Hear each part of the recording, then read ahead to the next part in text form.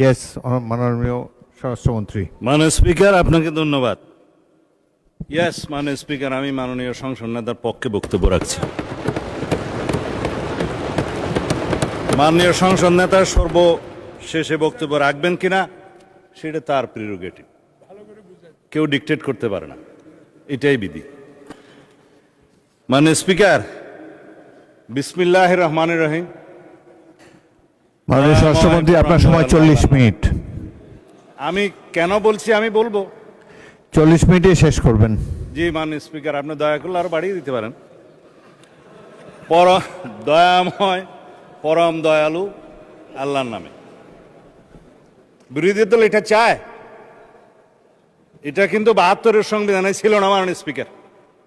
আমরা এটা চাই। শহীদ রাষ্ট্রপতি জিয়াউর রহমান এইটা সংবিধানে গ্রহণ করেছিলেন।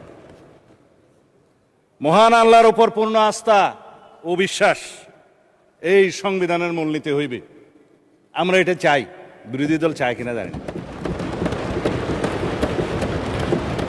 এটা পঞ্চম সংশোধনের মাধ্যমে শহীদ রাষ্ট্রপতি জিয়াউর রহমান সংবিধানের মূলনীতি এবং আর্টিকেল 8-এ রাষ্ট্র পরিচালনার মূলনীতিতে গ্রহণ করেছিলেন। এই দুই জায়গা থেকেই পঞ্চদশ সংশোধনের মাধ্যমে বিগত ফ্যাসিস্ট সরকার নির্মূল করে দিয়েছে। আমরা এটা পুনর্বহাল চাই। এগুলো ঐকমত্য কমিশনের এই গঠিত জুলাই সনদে থাকতে পারত। কোনো রাজনৈতিক দলের আপত্তি ছিল, তারা রাখেন। এই জন্যেই আমি আমার পরের বক্তব্য বলবো, এখানে আসছি বিরোধী দল সংস্কার চায়, সংবিধানের সংশোধনী চায় না। পুনর্লিখিত সংবিধান কেউ চেয়েছিল, যারা বিদেশ থেকে আমদানি হয়েছিল বিভিন্ন সংস্কার প্রস্তাব সহকারে। আমরা বলেছিলাম rewriting of constitution, new constitution, গণপরিষদ, এগুলো একই কথা। যে সংবিধান আমরা যা কিছুই সংশোধনী চাই, গ্রহণ করতে চাই, সেটা আমরা সংশোধনীতে আনি। তাল দপ করিয়া পড়িল নাকি পড়িয়া দপ করিল, এক কথাই তো মাননীয় স্পিকার। সংশোধনীতে আমরা চাই। এখন প্রস্তাবনার মধ্যে অনেকে প্রস্তাব করেছিলেন সংবিধানের প্রস্তাবনায় যে 71 এবং 24-কে বরাবর করে আমরা প্রস্তাবনায় নিয়ে আসি। মাননীয় স্পিকার, বাংলাদেশের জনগণের এদেশের সর্বশ্রেষ্ঠ অর্জন হচ্ছে বাংলাদেশের স্বাধীনতা।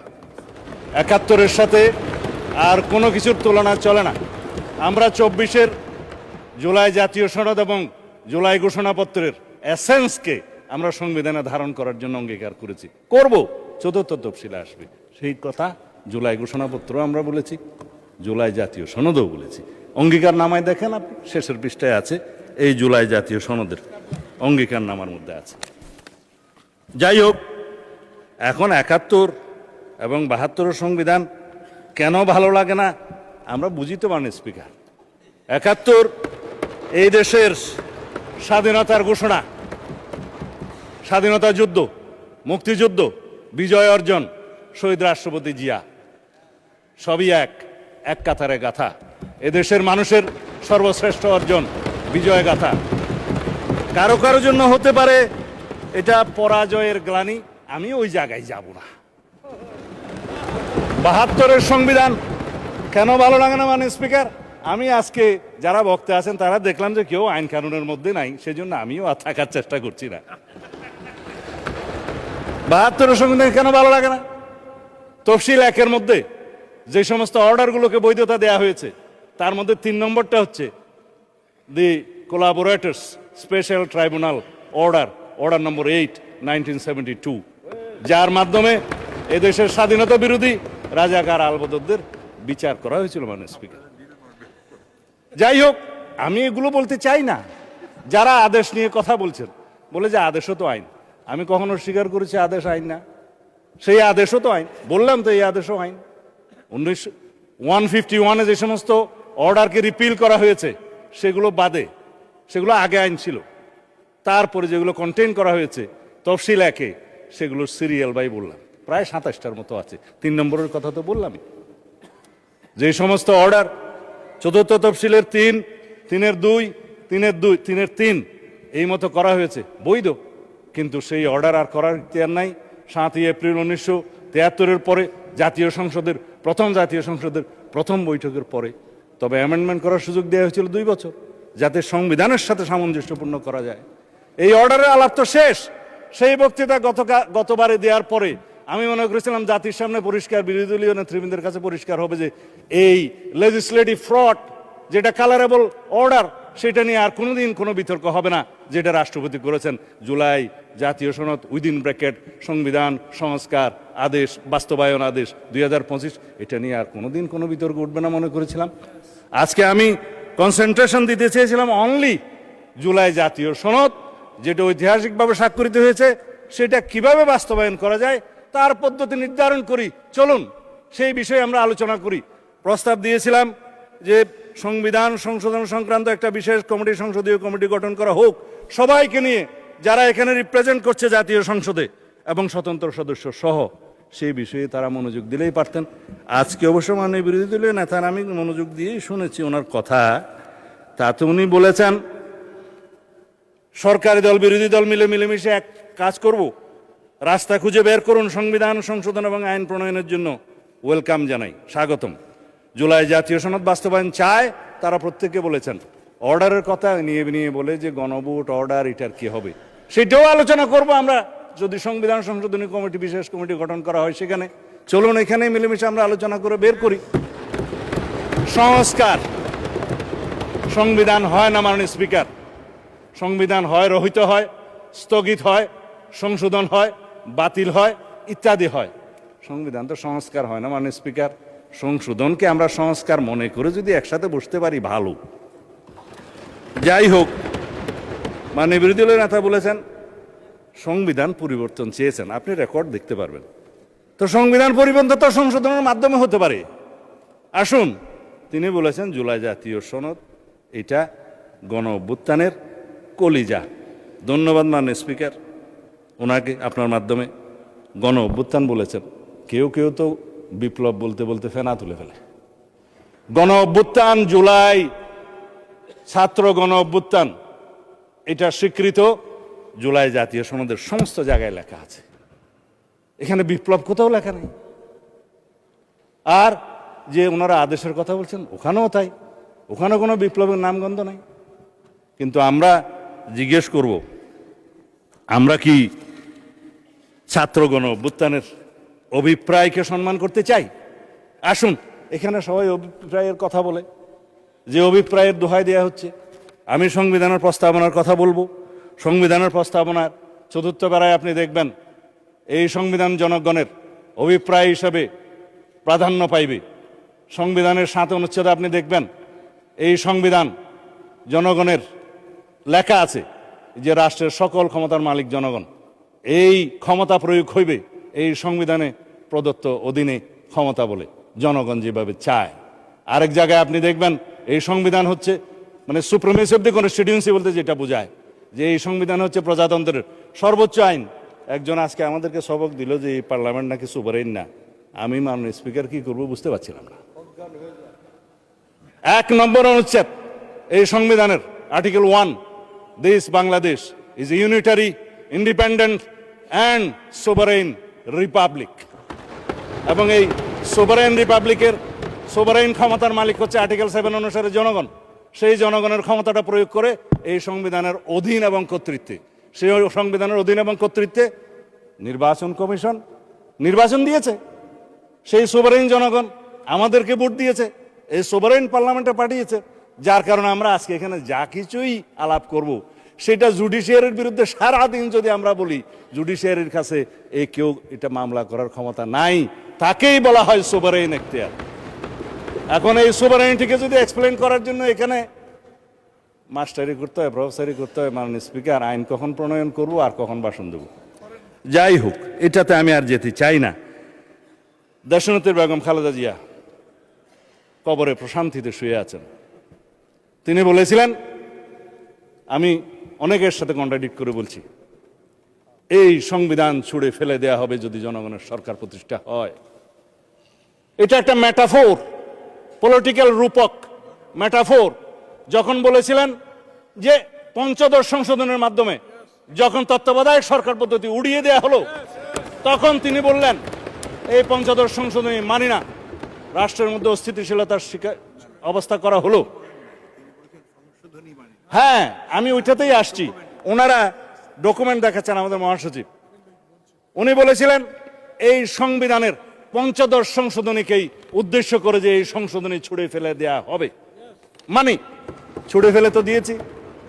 পঞ্চদশ সংশোধনী আনকনস্টিটিউশনাল ডিক্লেয়ার হয়েছে সার্টেন পোর্শন 6টা, 7 ক, খ, আর্টিকেল 44 যেটা হাইকোর্টের ক্ষমতা, এবং 142। এরপরে আছে তত্ত্বাবধায়ক সরকার পদ্ধতি বিলুপ্ত করার যে আর্টিকেল 58 ক এবং 2 ক পরিচ্ছেদ। খালাস 15th অ্যামেন্ডমেন্টের মেইন জিস্ট। তারপরে এই 15th অ্যামেন্ডমেন্টের মানে স্পিকার 55টা দফা, ব্যারিস্টার বন্ধুরা পড়তে পারেন। 55টা দফার মধ্যে এই 6 দফা নাই। আরেকটা নিয়ে ইনস্টেট করা হয়েছে নিরীহ আইন, এটা পরিবেশ সংক্রান্ত দফা। বাকি রইল বাকি 55টার মধ্যে বাকিগুলার কি হবে? হাইকোর্ট বলে দিল এগুলা পার্লামেন্টের ব্যাপার, পার্লামেন্ট ডিসাইড করবে এই সব পলিটিক্যাল ইস্যুস। দেখেন ভার্ডিক্টে লেখা আছে কিনা। এই সেই পার্লামেন্ট যেখানে পঞ্চদশ সংশোধনের বাকি ইস্যুগুলোকে আমরা নাই করে দেব। কারণ যিনি রিড করেছিলেন তিনি চেয়েছেন পূর্ণাঙ্গ পঞ্চদশ সংশোধনী বাতিল করা হোক। হাইকোর্ট 6টা ভার্ডিক্ট দিয়েছে, 6টা বাতিল করেছে, একটা রিইনস্টেট করেছে নিরীহ আইন। বাকিগুলোর ব্যাপারে পার্লামেন্টকে বলেছে যে এটা political questions to be decided by the next parliament. This is the next parliament to decide. আসি এখন জুলাই জাতীয় সনদ, অর্থাৎ জনপ্রত্যাশিত সংস্কার প্রস্তাবে আর কি কি অন্তর্ভুক্ত হতে পারত। কেবল প্রস্তাবনার কথাটা বলেছি, বাকিগুলো এখন বলবো। আর জুলাই জাতীয় সনদে যা কিছু অন্তর্ভুক্ত করা হয়েছে সেটা নিয়ে তো একটু বড় কথা বলবই। আর রাজনৈতিক সমঝোতা হওয়ার পরেও শেষ মুহূর্তে যে সংস্কার ঐকমত্য কমিশন যা কিছু বাদ দিয়েছে সেই কথা এখন একটু বলি। প্রস্তাবনার মধ্যে যা কিছু বাদ দিয়েছে সেটা তো বললাম। রাষ্ট্র পরিচালনা মূলনীতি হিসাবে যেটা বললাম, মহান আল্লাহর উপর আস্থা এবং বিশ্বাস, পূর্ণ আস্থা এবং বিশ্বাস, ঐকমত্য হয়েছিল, লেখা হয় নাই সনদে। তারপরে মরহুম শেখ মুজিবুর রহমানের ছবি সংক্রান্ত যে অনুচ্ছেদ পঞ্চদশ সংশোধনীতে অন্তর্ভুক্ত করা হলো, আজকে এখানে অনেকে বক্তব্য দিলেন যে তাহলে তো ছবি টানাতে হয়। ছবি না টানানোর জন্যই তো এই সংশোধনীগুলো গ্রহণ করার জন্য বলছি। সম্মত হয়েছিলাম আমরা, ঐকমত্য হয়েছিল বিরোধী এবং আমরা সবাই মিলে যারা আলোচনা করেছি। 33টা দল ছিল ওখানে। চিঠিও দেয়া হলো আমাদেরকে যে আপনারা এই দফা চান কিনা। আমরা বললাম সংস্কার প্রস্তাবের পক্ষে, আলোচনায় তো আমরা একমত হয়েছিলাম, আবার চিঠি কেন? সেই চিঠি সই করে আবার তাদেরকে দিয়েছি, হ্যাঁ একমত, কিন্তু সনদ অন্তর্ভুক্ত করা হলো না মাননীয় স্পিকার। আর একটা সম্মত হয়েছিলাম তফসিল, পঞ্চদশ সংশোধনের মাধ্যমে সংবিধানে 3টা তফসিল সংযুক্ত করা হয়েছে, 5ম, 6ষ্ঠ এবং 7ম। যে এইখানে একজন ভদ্রলোক নাকি স্বাধীনতার ঘোষণা দিয়েছিলেন বলে এখানে একটা দেয়া হলো, আমি নাম নিতে চাই না। হলো তফসিল, বলা হলো একজন 7ই মার্চের ভাষণ দিয়েছে, সংবিধানে অন্তর্ভুক্ত করা হলো।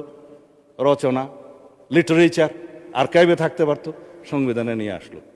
তারপর ওই স্বাধীনতার ঘোষণা দিয়েছে বলে স্বাধীনতার ঘোষণাপত্রের 5ম অথবা 6ষ্ঠ প্যারাতে বলেছিলেন যে মরহুম শেখ মুজিবুর রহমান, ওখানে মরহুম লেখা নাই, যে যথাযথভাবে ঢাকায় স্বাধীনতার ঘোষণা করেছেন।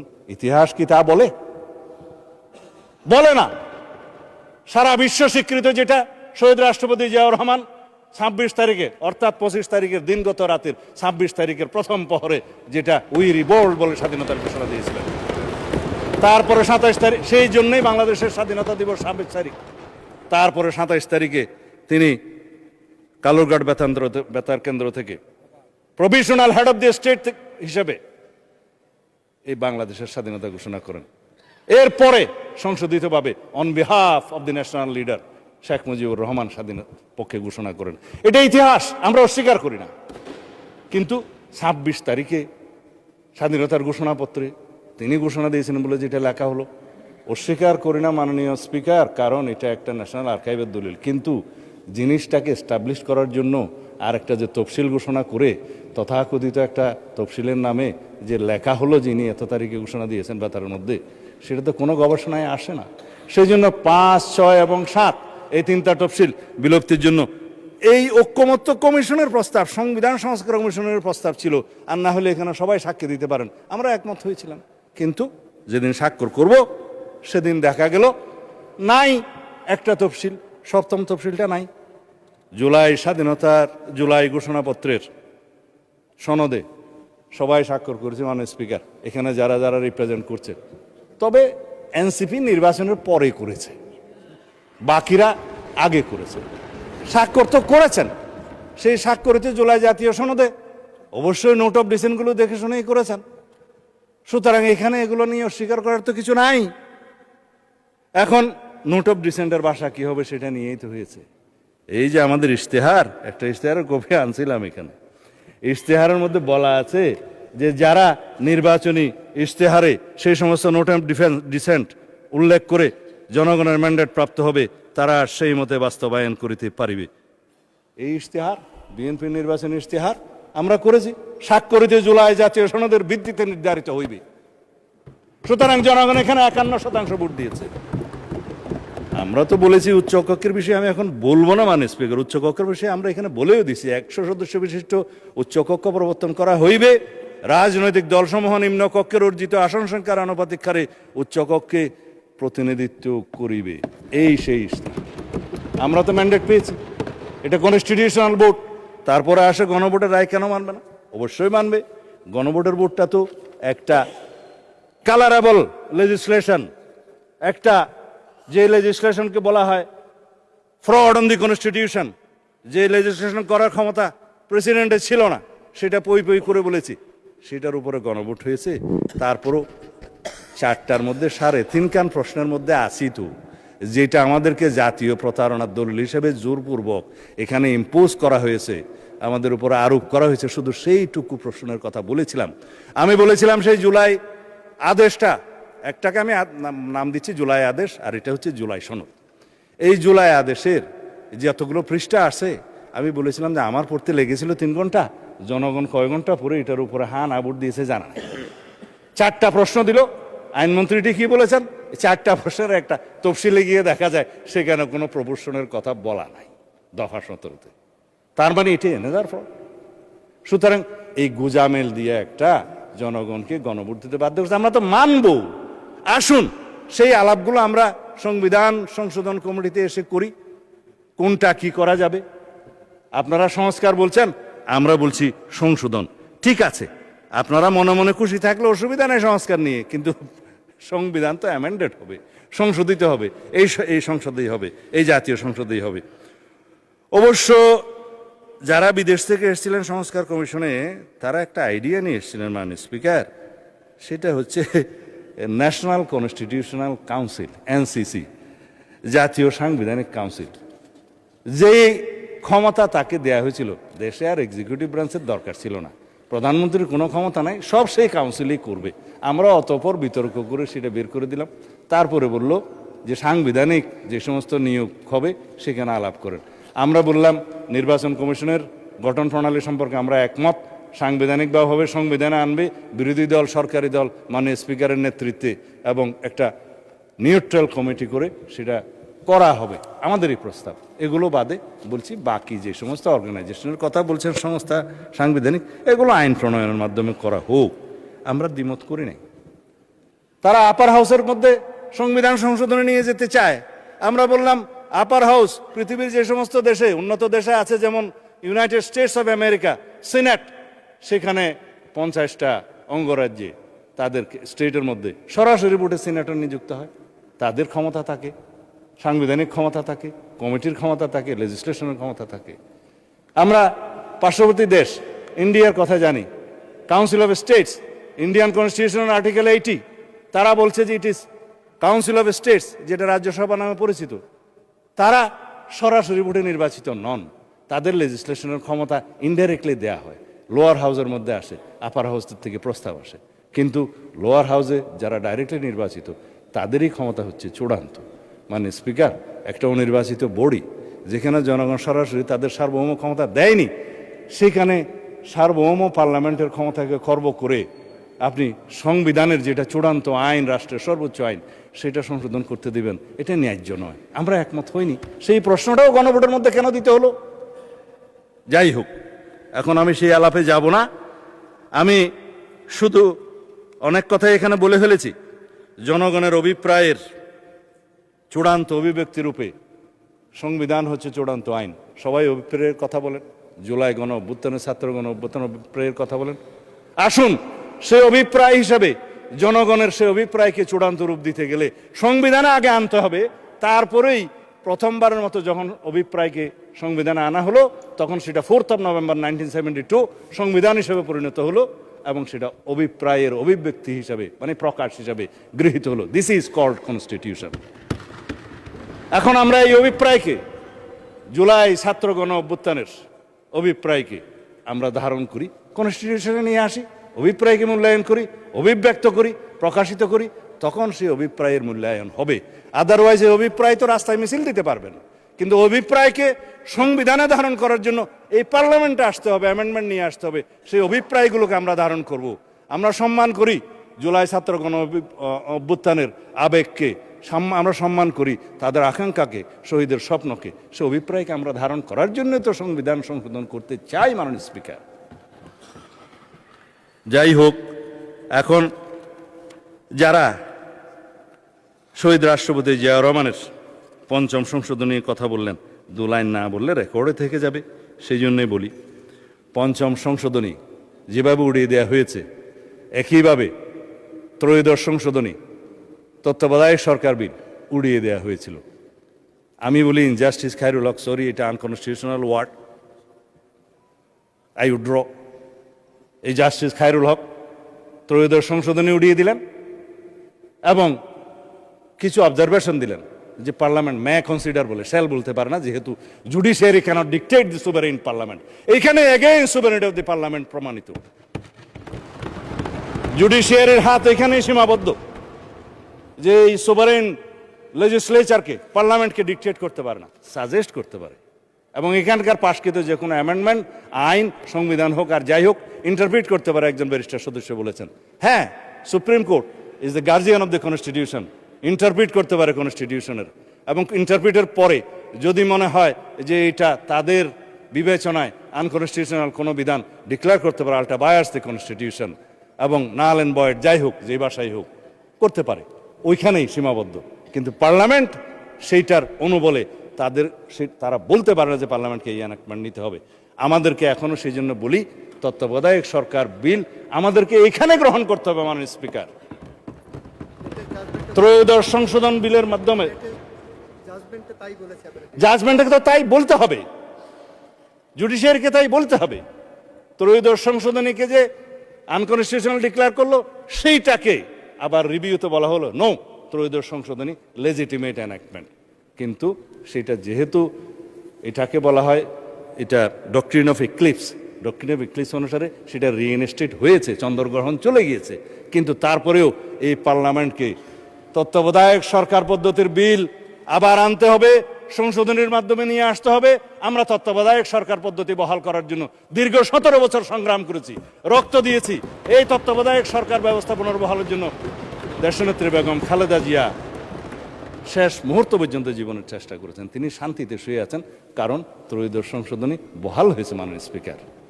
আর পঞ্চদশ সংশোধনী, যেটা ফ্যাসিস্ট শেখ হাসিনা এখানে অগণতান্ত্রিক সংশোধনী করেছিল, সেটা বাতিল হয়েছে, মাননীয় স্পিকার।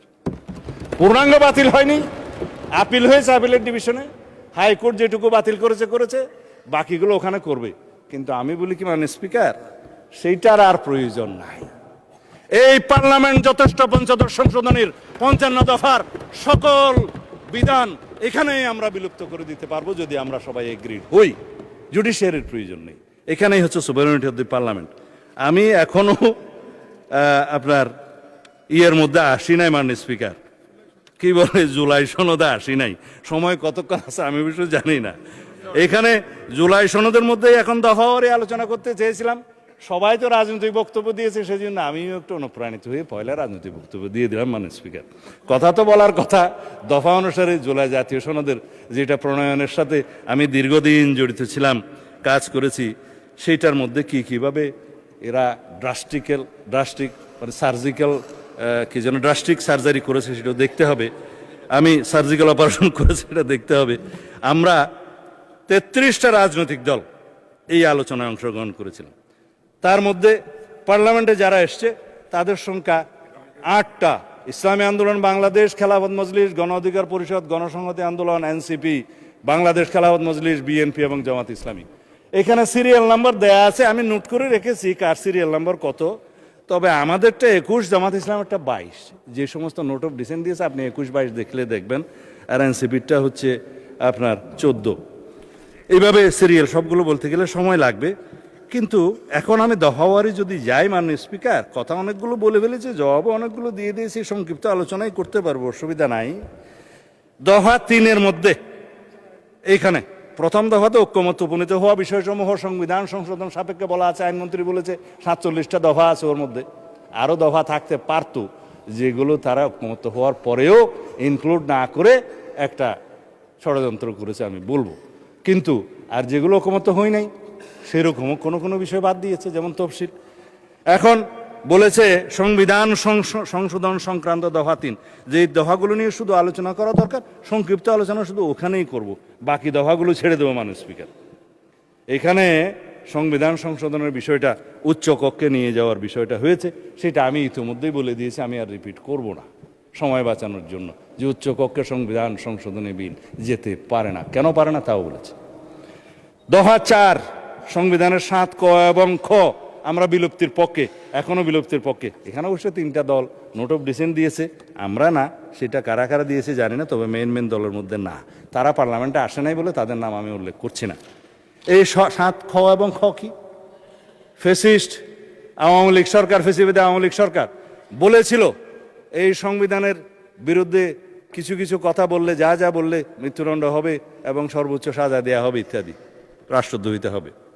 তারপরে বলেছিল দফা খতে, আমি বিস্তারিত বলছি না, এটা অনেক আইনের ভাষা, বলেছে এই সংবিধানের 1/3 প্রস্তাবনা সহ, আর্টিকেল 8 সহ এবং জরুরি বিধান বাদে বাকি সংবিধানের 1/3 এবং তফসিল সমূহ 5, 6, 7 পরিবর্তন করতে পারবে না নেক্সট পার্লামেন্ট। পরবর্তী পার্লামেন্টের হাত পা আমরা বেঁধে দিতে পারি না এই পার্লামেন্টে কোনো আইন প্রয়োগ করে, সেটা পৃথিবীর বিধানে নাই।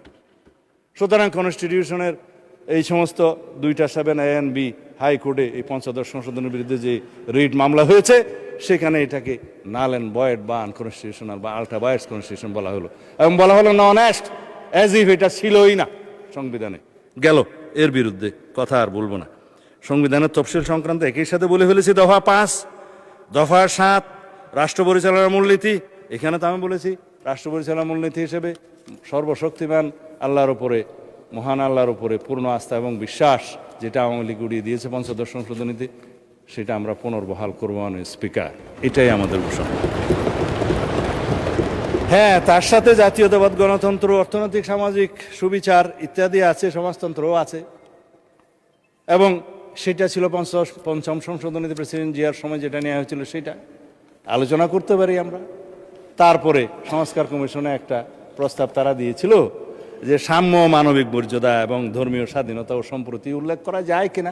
আমরা বললাম যে খুব যায়। এখানে সাম্য, মানবিক মর্যাদা এবং ধর্মীয় স্বাধীনতা ও সম্প্রীতি, এটা একটা নিরীহ প্রস্তাব এবং ভালো প্রস্তাব, আমরা এটা গ্রহণ করতে পারি মাননীয় স্পিকার। রাষ্ট্র পরিচালনার, রাষ্ট্রপতির ক্ষেত্রে রাষ্ট্রপতি নির্বাচনে আমরাই বলেছি যে উচ্চ কক্ষ গঠিত হলে উচ্চ কক্ষ এবং নিম্ন কক্ষ উভয় কক্ষের সংখ্যাগরিষ্ঠ ভোটে নিরপেক্ষভাবে রাষ্ট্রপতি নির্বাচন হবে, আমাদের প্রস্তাব, আমরা এগুলো গ্রহণ করতে পারি। এবং রাষ্ট্রপতির ক্ষমতা ও দায়িত্বের মধ্যে আমরা চেক অ্যান্ড ব্যালেন্স করতে পারি, সেটা আমাদের প্রস্তাব। এটা দফা 11। হ্যাঁ, দফা 14 নিয়ে কথা বলতে চেয়েছিলাম মাননীয় স্পিকার। আমি ধন্যবাদ জানাই আজকের সংসদ নেতা মাননীয় প্রধানমন্ত্রী জনাব তারেক রহমানকে। তিনি সরাসরি নির্দেশনা দিয়েছিলেন প্রধানমন্ত্রীর মেয়াদ 10 বছরের বেশি হতে পারবে না। যদিও গভর্নমেন্ট ইন ওয়েটিং হিসাবে তিনি জানতেন বাংলাদেশের জনগণ, দেশনেত্রী বেগম খালেদা জিয়া তখন জীবিত, হয় তাকে অথবা কোনো কিছু হলে তারও বর্তমানে আমাদের নেতা জনাব তারেক রহমানকে প্রধানমন্ত্রী এই দেশের মানুষ বানাবেন। জেনে শুনেও তিনি বলেছেন নো, 10 বছরের বেশি কোনো প্রধানমন্ত্রীর মেয়াদ হতে পারবে না, যত মেয়াদেই হোক, যতবারই হোক সংবিধান সংশোধন করেন। আমি প্রস্তাব দিয়েছিলাম ঐক্যমত্য কমিশনে, সবাই রাজি হয়েছে, কোনো নোট অফ ডিসেন্ট নাই। কেননা আমরা চাই না ব্যক্তিতান্ত্রিক স্বৈরতান্ত্রিকতা, দলতান্ত্রিক স্বৈরতান্ত্রিকতা, এখন আয়কতান্ত্রিক রাষ্ট্র ব্যবস্থা বা একদলীয় রাষ্ট্র ব্যবস্থার এবং পার্লামেন্টারি স্বৈরাচারের কোনোদিন আর উৎপাত না হোক, উৎপত্তি না হোক, এখানেই শেষ। সেটাকে আপনারা প্রশংসা করবেন না, আমি মনে করছিলাম বিরোধী দল থেকে হাততালি পাবো। একবার তো দিবেন, টেবিল চাপড়াইয়ে দেন।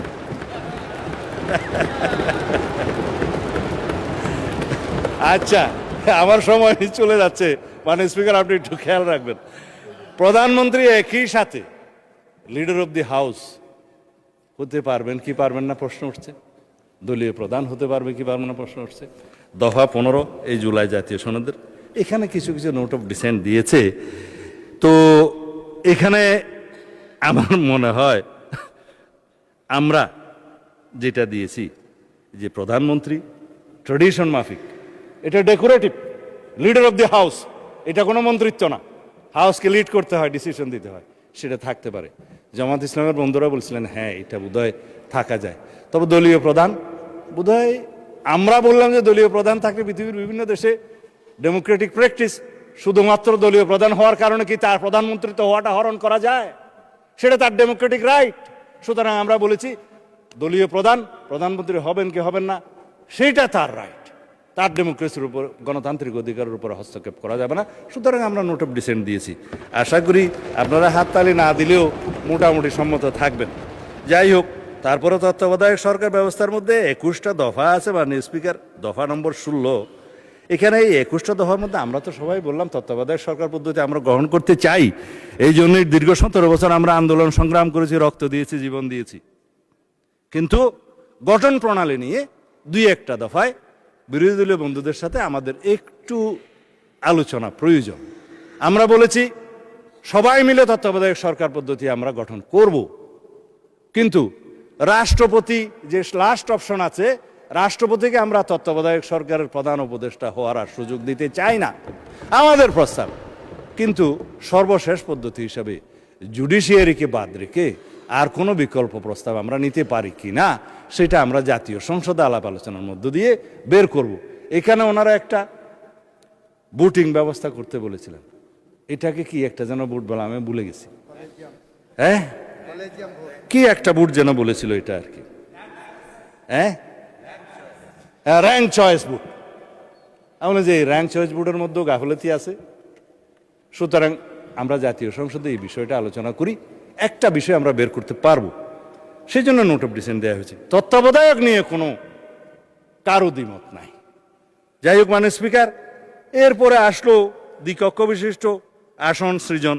এটা তো বললাম দ্বিকক্ষে 100 সদস্য, আমরা সবাই রাজি, এবং দ্বিকক্ষের এখতিয়ার নিয়ে, গঠন প্রণালী নিয়ে কিছু একটু মতবিরোধ আছে, সেটা আমরা এখানে আজকে বড় প্রশ্ন হিসেবে দেখছি যে দ্বিকক্ষের ক্ষমতা, একটু আগে আমি আলোচনা করেছি, সংবিধান সংশোধনী ওখানে যাবে না, বাট আইন প্রণয়নের একটা পর্যায়ে এখান থেকে আইন ওখানে যাবে, তারা আলোচনা করবে, 1 মাস সময়ের ভিতরে হয় সিদ্ধান্ত দিবে, সুপারিশ করবে, অথবা ফেরত দিবে, সেই পর্যন্ত আমরা একমত। কিন্তু সংবিধান সংশোধনের বিষয়ে আমরা উচ্চকক্ষের এখতিয়ার রাখতে চাই না। আর কোন পদ্ধতি গঠন প্রণালী হবে, ওনারা বললেন প্রপোর্শনেট, আমরা বললাম আমাদের নোট অফ ডিসেন্ট আছে, আমরা জনগণের ম্যান্ডেট পেয়েছি, আসনের অনুপাতে যা হবে তাই আমরা পাবো, এখানেই হচ্ছে দ্বিমত। আসন আলোচনা করি। তারপরে আসলো মাননীয় স্পিকার নারী সদস্যের বিষয়ে। আমরা বললাম যে আসুন 50টা নারী সদস্যের আসন রিজার্ভ রাখি, মোট সদস্য আমরা 100 উন্নীত করবো ক্রমান্বয়ে, 10% করে আমরা বাড়াই না, প্রথম সংসদে এই সংসদে 10% আমরা অ্যামেন্ডমেন্ট নিয়ে আসি, পরে 5% করে করে বাড়বে। কিন্তু ওনারা সম্মত হলেন, কিন্তু একজনকেও নমিনেশন দিলেন না মাননীয় স্পিকার এইবার 5%। যাই হোক, আমি এটা শিকায়ত করতে চাই না, ভবিষ্যতে দিবেন আর কি, এইবার হয়তো অভাবটা হয়েছে। তারপরে দফাতে এসে ডেপুটি স্পিকার পদে মনোনয়ন, আমাদের মাননীয় প্রধানমন্ত্রী, আমি উপস্থিত ছিলাম, মানে বিরোধী দলীয় নেতাকে বললেন যে জুলাই সনদ বাস্তবায়ন শুরু করি, চলেন ডেপুটি স্পিকারটা আপনারা নেন, নাম দেন। সর্বশেষ শুনলাম ওনারা একটা প্যাকেজ ডিল করতে চান, সিঙ্গেল করবেন না। তা এখন তো ট্রেন চলে গেছে মাননীয় স্পিকার, আমরা তো দিতে চেয়েছিলাম আগের থেকে অ্যাকশন। এখন আসুন, সংবিধান সংশোধন করার পরে আমরা ডেপুটি স্পিকারের 2টা পদ সৃজন করলে একটা আপনারা পাবেন, আপার হাউসেও পাবেন, লোয়ার হাউসেও পাবেন। সংশোধন না করলে কোত্থেকে পাবেন? তবে স্থায়ী কমিটির সভাপতি হিসাবে 4টা সংসদীয় কমিটি, গুরুত্বপূর্ণ কমিটি সহ অন্যান্য কমিটিগুলোতে সভাপতি বিরোধী দলীয় সদস্যদের থেকে হবে আসনের অনুপাতে যা পান। এখন মাশাআল্লাহ আপনারা তো 68টা পেয়েছেন, আরও মিলে হয়তো 77টা হয়েছে, ভালোই পাবেন। আসুন আমরা এটা সংসদে আলোচনা করে ঠিক করি। এগুলাই তো আমরা নিতে চেয়েছি। এবং 70 দফা 70 অনুচ্ছেদ জাতীয় সংসদের, এইটা নিয়ে আমাদের মাননীয় সংসদ সদস্যগণ খুবই উৎফুল্ল। আজকে আমি আমাদের মাননীয় সদস্যকে বলছিলাম যে যা মন চাই বলেন, আজকে 70 বিধি আপনার জন্য উন্মুক্ত, কারণ এখানে নাই। আপনি দলের বিরুদ্ধে ভোট দিতে পারবেন 4টা ক্ষেত্র বাদে। 2টাতে সবাই একমত হয়েছিল, আস্থা ভোট এবং অর্থ বিল। আমরা বলেছিলাম না, এর বাইরে আর 2টা থাকা দরকার, সংবিধান সংশোধনী বিল এবং যুদ্ধ পরিস্থিতি সংক্রান্ত যে জরুরি অবস্থা হবে সেই সময় যেন দলের বিরুদ্ধে ভোট না দিতে পারে।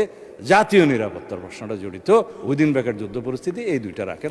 আমরা নোট অফ ডিসেন্ট দিয়েছি, আমরা জনগণের ম্যান্ডেট পেয়েছি, সেই হিসাবে যাব।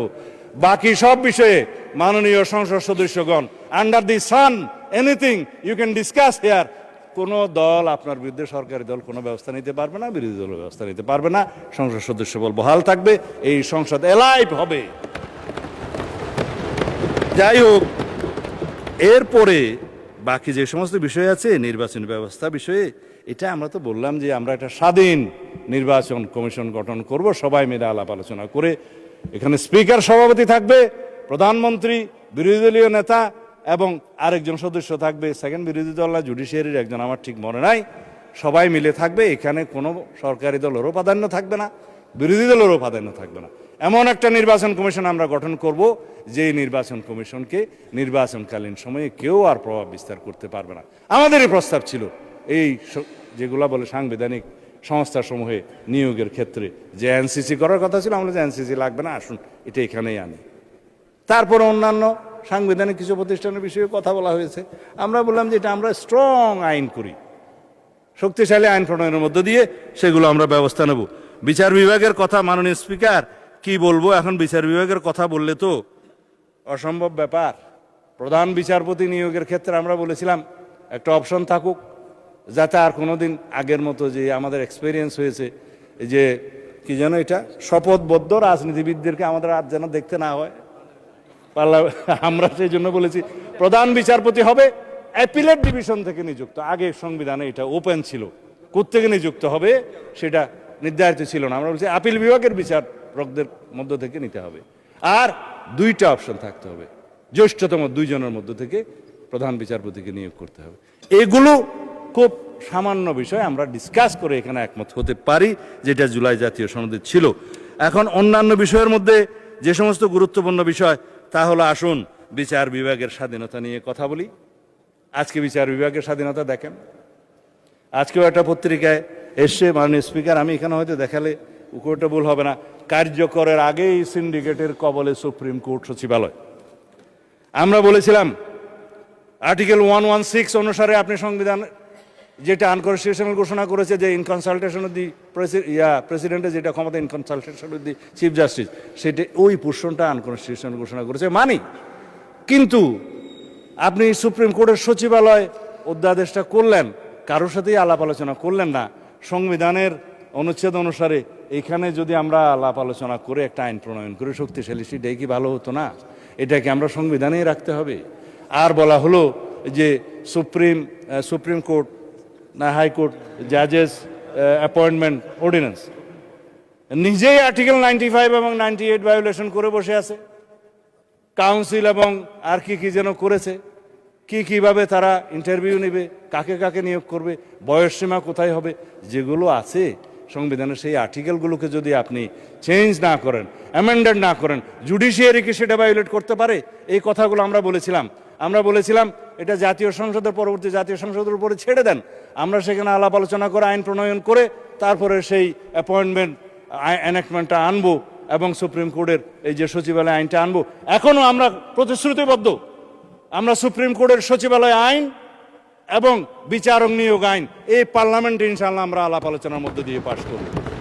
আমরা complete independence of the judiciary আমরা চাই, বাট সুপারিনিটি অফ দি জুডিশিয়ারি আমরা চাই না। সার্বভৌম একটাই, সার্বভৌম জনগণ, সার্বভৌম এই কান্ট্রি, সার্বভৌম এই হাউস অফ দি পার্লামেন্ট। আর কোনো সার্বভৌম অথরিটি থাকতে পারে না, কোথাও না কোথাও অ্যাকাউন্টেবিলিটি থাকতে হবে। মাননীয় সদস্য, আপনার সময় শেষ, আপনি কি আরো বলতে চান? আচ্ছা, 3 মিনিট সময় বাড়িয়ে দেওয়া হলো আপনাকে। যাই হোক, আমার তো ফ্লুটাই নষ্ট হয়ে গেল। আমার স্পিকার, এখন আমি আর কি বলতাম, যদি আপনি 3 মিনিটে শেষ করেন। সময় দেন তাহলে 5 মিনিট দিতে পারেন, আমি একটু সাম আপ করি। আচ্ছা, 5 মিনিটে বলেন, শেষ করেন। আচ্ছা, মানে স্পিকার এখন থেকে কোনো, যাই হোক, আমি আর এই সমস্ত জায়গার মধ্যে যাব না, সময় শেষ। আর আইন, অধ্যাদেশ, বিধি বিধান এগুলো প্রণয়নের মাধ্যমে এইখানকার 47-এর পরে বাকি যা কিছু আছে জুলাই সনদের সব কিছু বাস্তবায়ন করা যাবে। আইন নিয়ে, কানুন নিয়ে, বিধিবিধান নিয়ে, সংবিধান, এইখানে তো সংবিধান পরিবর্তন করতে হবে না, সুতরাং এই পার্লামেন্টে আমরা আলোচনা করবো মাননীয় স্পিকার। সুতরাং এই জুলাই জাতীয় সনদ 2025-এর সকল দফা এবং অঙ্গীকারনামা শতভাগ আমরা পরিপূরণ করতে অঙ্গীকারাবো, প্রতিশ্রুতিবদ্ধ।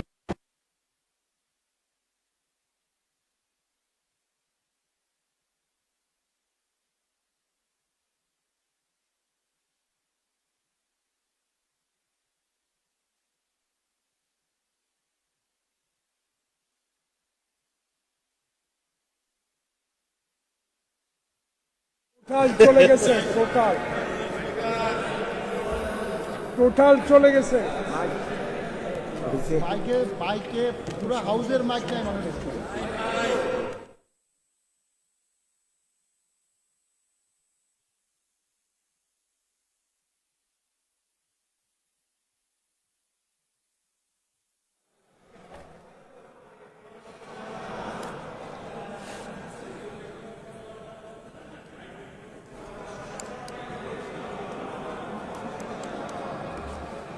মাননীয় মন্ত্রী,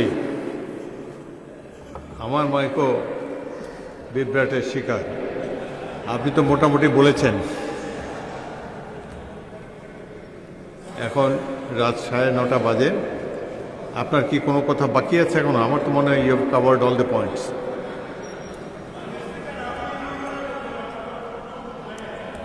এটা হয়তো রেকর্ড হবে না, তবে যা বলতে চাই তা বলি। মানে স্পিকার, আমরা আসছে, মানে স্পিকার শোনা যায়, কিনা আমি জানি না, গেলে না যাক, মানে স্পিকার কোনো অসুবিধা নাই। মাননীয় মন্ত্রী শুনতে পাচ্ছি না আপনার কথা। 3-4 মিনিট অপেক্ষা করলে হয়তো এটা রেস্টোর করতে ঠিক আছে মানে স্পিকার, আপনি যখন রুলিং দিয়েছেন 4 মিনিটই বলবো।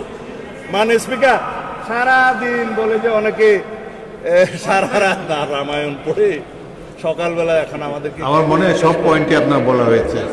এখন আমি কনক্লুড করে দিই। আমি বলতেই পারলাম না, আপনি কেমন বলায়। আচ্ছা ঠিক আছে, মানে আমাকে একটু ইন্টারফিয়ার না করলে আমি বলতে পারবো। গড়িটা এখন থেকে শুরু করে, এখন 7 খণ্ড রামায়ণ পরে যদি সকালবেলা আমার বন্ধুরা বলে সেটা কারবার, সেই অবস্থায় হয়ে যাচ্ছে। কোথায় জুলাই আদেশ আর কোথায় জুলাই সনদ? আমরা জাতিকে পরিষ্কার করতে চাই, জুলাই জাতীয় সনদ 2025 যেটা স্বাক্ষরিত হয়েছে, যেটা ঐতিহাসিকভাবে স্বাক্ষরিত হয়েছে, সকল বন্ধুরা স্বাক্ষর করেছেন, সেই স্বাক্ষর নোট অফ ডিসেন্ট সহ এনসিপি অবশ্য পরে করেছে, নির্বাচনে করেছে তো বটে, সেটা আমরা বাস্তবায়ন করতে চাই। যেটা বলছে যে জুলাই আদেশ, ইট ইজ নো অর্ডার, এটা লেজিসলেটিভ ফ্রড, এটা কালারেবল লেজিসলেশন, এটা ফ্রড অন দি কনস্টিটিউশন, সেটা কোনো অর্ডার নাই। আমার এক বন্ধু বললেন রাষ্ট্রপতিকে আমি ফোন করতে পারি কিনা। আপনিও তো ফোন করতে পারেন। কে বলছে রাষ্ট্রপতির সাথে জনগণ কথা বলতে পারবে না? এটা তো এমন বিষয় না যে রাষ্ট্রপতির সাথে আমরা কথা বলতে পারবো না। দেশেরই তো রাষ্ট্রপতি, আপনারা তো তার কাছেই শপথ নিয়েছেন এক সময়, কেউ কেউ উপদেষ্টা হিসাবে। আমরা মাননীয় স্পিকার এখানে সংবিধান মেনে এসেছি। জিজ্ঞেস করেন প্রত্যেকটা সদস্যকে, তারা যে এই ফর্মে শপথ নিয়েছে, এটা 148 অনুচ্ছেদ অনুসারে, 3য় তফসিল অনুসারে ছাপানো শপথ। যার কাছে শপথ নিয়েছে সংবিধান অনুসারে, তার কাছে শপথ নেওয়ার কথা। যার কাছে স্পিকার, ডেপুটি স্পিকার নাই, প্রধান নির্বাচন কমিশনের শপথ নিয়েছে। এটাও এখানে আমরা সংবিধান মেনে এসেছি। আমরা এখানে এসছে এই সংসদে সেশন ডিক্লেয়ার করেছে রাষ্ট্রপতি, এটাও সংবিধান অনুসারে এখানে রাষ্ট্রপতি ডিক্লেয়ার করেছেন, স্থান নির্ধারণ করেছেন। 73 অনুচ্ছেদ অনুসারে তিনি এখানে ভাষণ দিয়েছেন, এগুলো সংবিধান অনুসারে এসছেন। আমরা যে রাষ্ট্রপতির ভাষণের উপরে আজকে আলোচনা করছি, এইটাও তো সংবিধান মেনে আলোচনা করছি মাননীয় স্পিকার। সব কিছুতেই আমরা সংবিধান মানছি, আর এখন সংবিধান ভালো লাগে না এই বক্তৃতা মাননীয় স্পিকার শুনতে চাই না। আমার সময় কি শেষে আরো আছে তো মাননীয় স্পিকার, 1 ঘন্টা 1 মিনিট 55 সেকেন্ড আছে, শুনলেও কি আর না শুনলেও কি আমি বলে যাই। তারপর মাননীয় স্পিকার, কথা হচ্ছে সংবিধান যেখানে যেখানে সুবিধা সেখানে সেখানে মানলাম, সংবিধান মানতে মানতে সাংবিধানিক উঠে নির্বাচিত হয়ে এখানে আসলাম, সাংবিধানিকভাবে শপথ নিলাম, সাংবিধানিকভাবে এখানে আলোচনা করছি, সাংবিধানিকভাবে এমপি হয়েছি এবং সংবিধান অনুযায়ী এখানে আলোচনা করছি, সমস্ত কিছু রুলস অ্যান্ড প্রসিডিওর মানছি। আর এখানে বলছে যে সংবিধান কি জনগণের অভিপ্রায়ের উপরে? ধন্যবাদ, Yes, মাননীয় মন্ত্রী। সংবিধানে জনগণের অভিপ্রায়কে ধারণ করার জন্যই আমাদেরকে সংবিধান, আমরা সেই অভিপ্রায়কে সম্মান করার জন্য সংবিধানের সংশোধন করতে চাই। মাননীয় স্পিকার, সুবিধা করতে পারলাম না এত সর্ব